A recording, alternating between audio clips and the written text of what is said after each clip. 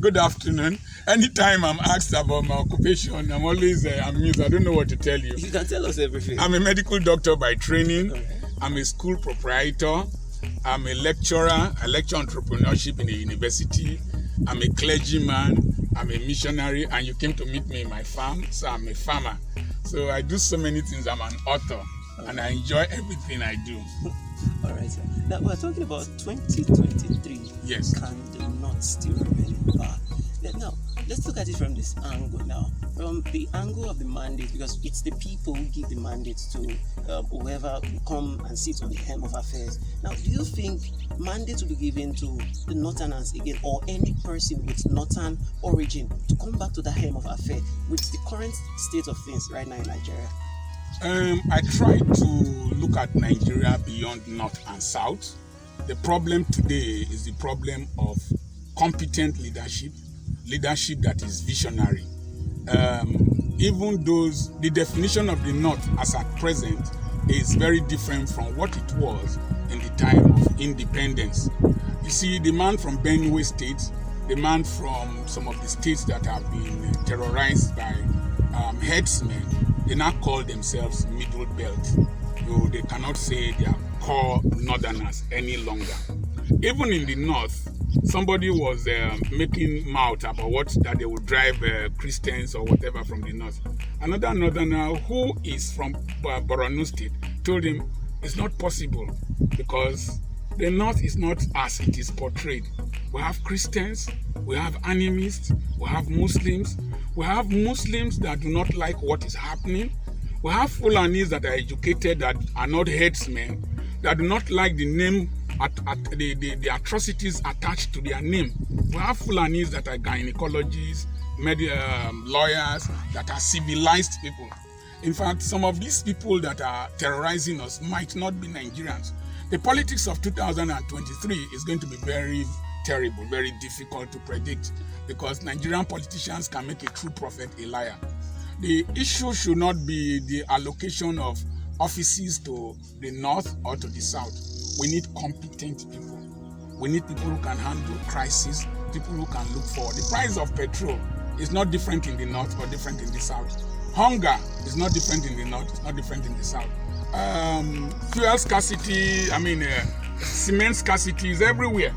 So the problems today should not be who will rule, whether North or South. It should be who are those who are competent to manage their affairs. But politics is going to change drastically in the sense that the dynamics, some of these two parties we are seeing now might not be the dominant parties. A third party might emerge. A third party might emerge that will come in the middle and do some damage to the two political parties and even clinch power if the forces align well. And then, but my decision, if you've been listening to what I'm proposing, is the 6th presidential man council with a 12-year mandate.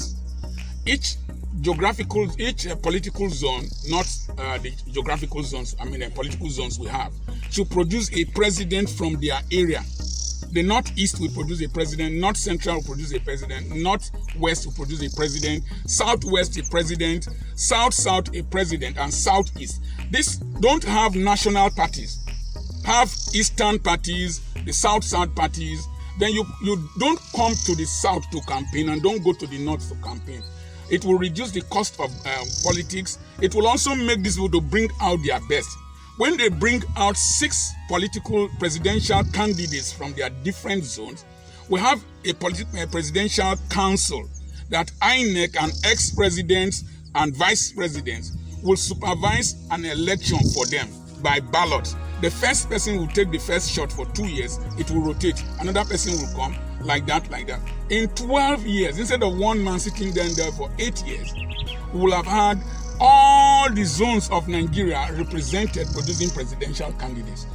Instead of one man cornering several portfolios under his armpit, you will allocate one portfolio each to this 6-man presidential council: petroleum, external affairs, finance, works and housing, defense, and internal affairs. These are key portfolios. You will allocate to them. They will be the ministers, but they will now have ministers of state.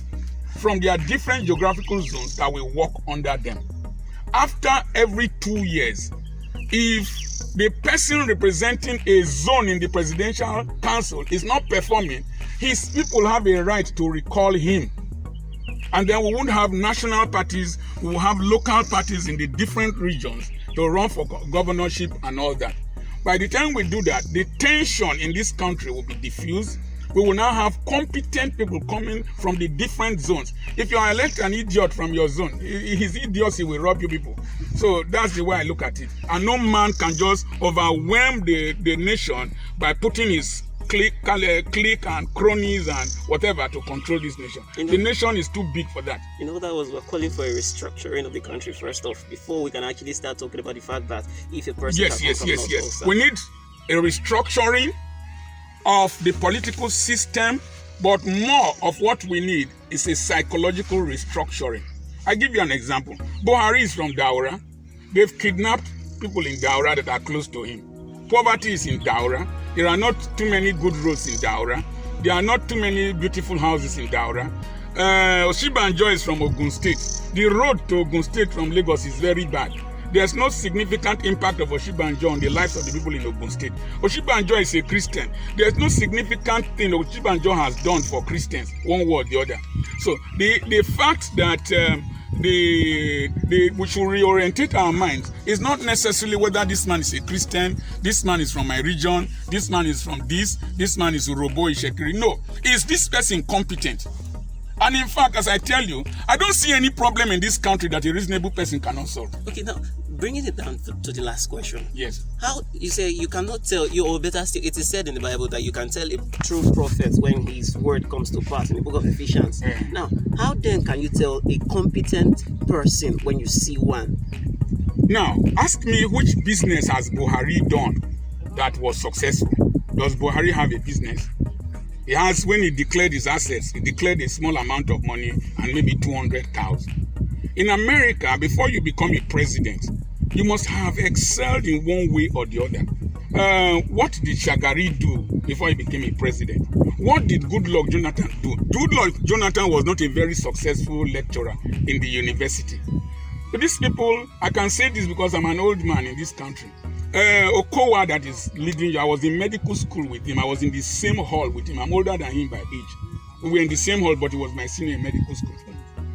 But when you have people like Peter Obi, maybe you have Atiku, you have people from the north that have succeeded in their private lives and their private businesses, have managed men, money, materials, and moments. It is such people that you put into office. Oshibanjo, yes, he was Attorney General in Lagos. His brother was Attorney General in Ogun State. But what successful thing did Oshibanjo really do that Oshibanjo has managed a 10 billion naira factory that he owns? When you came here now, you saw what I'm doing. You saw me with him. I own this place. You went to my school. What has the person done? Food when go belleful person I did this year. It doesn't require prophecy. All right, that will be all. Thank you very much. Thank you. You're welcome. Really appreciate it. And